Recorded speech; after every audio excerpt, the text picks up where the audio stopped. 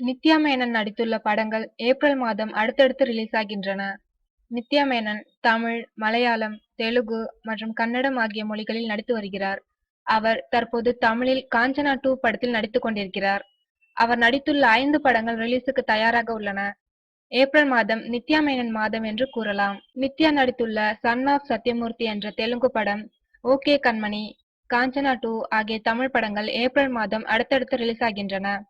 மணிரத்னம் இயக்கத்தில் துல்கர் சல்மான் ஜோடியாக நித்யா நடித்துள்ள ஓகே கண்மணி, ஓகே பங்காரம் என்ற பெயரில் அடுத்த மாதம் தெலுங்கிலும் ரிலீஸ் ஆகிறது. ராகவா லாரன்ஸ் பேயாக வந்து மிரட்டும் காஞ்சனா 2 படம் ஏப்ரல் இறுதி வாரத்தில் ரிலீஸ் ஆகிறது.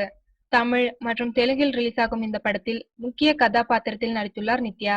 அனுஷ்காவை மையமாக வைத்து எடுக்கப்பட்டுள்ள ருத்ரமாதேவி படத்தில் நித்யா மேனனும் நடித்துள்ளார். ருத்ரமாதேவி வரும் மே மாதம் ரிலீஸ் ஆகிறது.